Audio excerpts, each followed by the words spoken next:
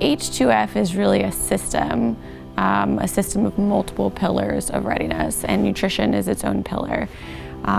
So if someone has their nutritional readiness out of whack, meaning, for example, let's say they are overfueling, gaining weight, or even underfueling where they're losing weight and they have low energy availability, they're more at risk for injury.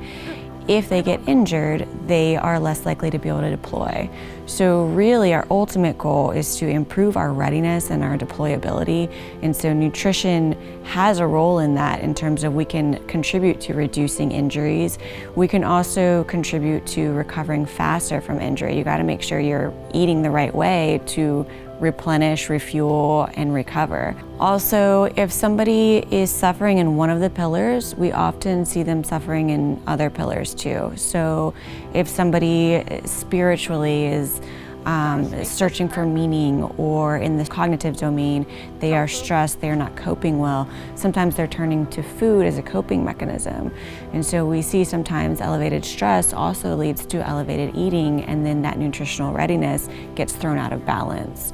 So that's really where we can take that holistic approach and work together with the different domains. And the dairy with that as well to make a very well-rounded plate. Prior to the inception of H2F, dietitians typically worked in hospitals in a more reactive space. So typically if a soldier was injured or sick or ill or overweight, that's when they seeked out treatment and saw the dietitian. It was very reactionary.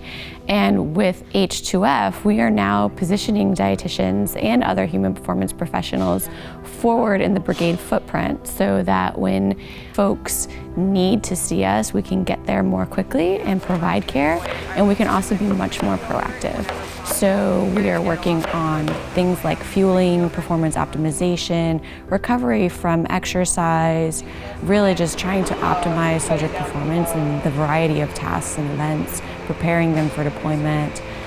We can go downrange with them as well and work with soldiers in the nutrition space in a forward deployed environment, as well as in CTC rotations and in the field and in garrison.